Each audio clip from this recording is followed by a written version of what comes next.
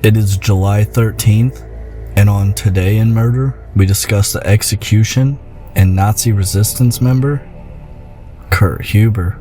We're delving into the courageous life and tragic death of Kurt Huber, a key member of the White Rose resistance movement in Nazi Germany. I think we all can agree that that's a great thing to be a part of. Kurt Huber was born on October 24th, 1893, in Chur, Switzerland. He was raised in Stuttgart and later Munich. Huber overcame significant health challenges from a young age. Despite suffering from acute diphtheria, which left him with a heavy limb and speech difficulties, Huber excelled academically.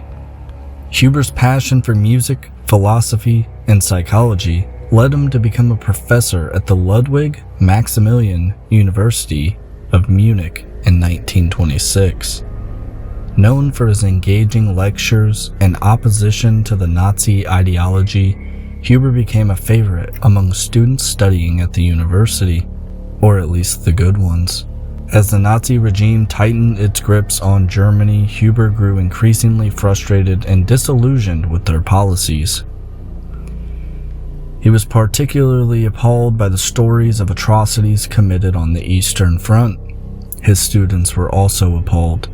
In 1942, Huber was introduced to the White Rose movement. This was a group of students dedicated to the nonviolent resistance against the Nazis. He was alongside Hans and Sophie Scholl, Alexander Schmorell, and others. Huber contributed to the creation and distribution of anti-Nazi leaflets. Huber authored the sixth and final leaflet of the White Rose. This was a powerful call to action against the Nazi regime. Unfortunately, the Gestapo soon caught wind of their activities. On July 27, 1943, Huber was arrested. Huber's trial was swift and brutal. On April 19, 1943, he was sentenced to death by the People's Court. Obviously, this wasn't a fair trial. It was Nazi Germany. Anybody opposing needed to be deleted. Despite the grim circumstances, Huber remained steadfast in his beliefs, refusing to renounce his actions. He knew this wouldn't help him, but he at least hoped it would spark something bigger. He wanted to maybe, just maybe, bring forth another man who shared similar beliefs.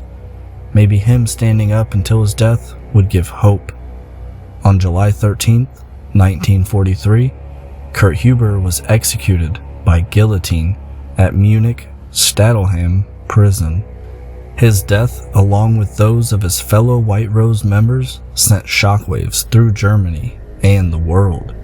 This highlighted the courage and sacrifice of those who dared to resist. Today, Kurt Huber is remembered as a symbol of intellectual and moral resistance against tyranny. His legacy lives on, inspiring future generations to stand up for justice and human rights. We need more men like Kurt Huber. It is July 13th.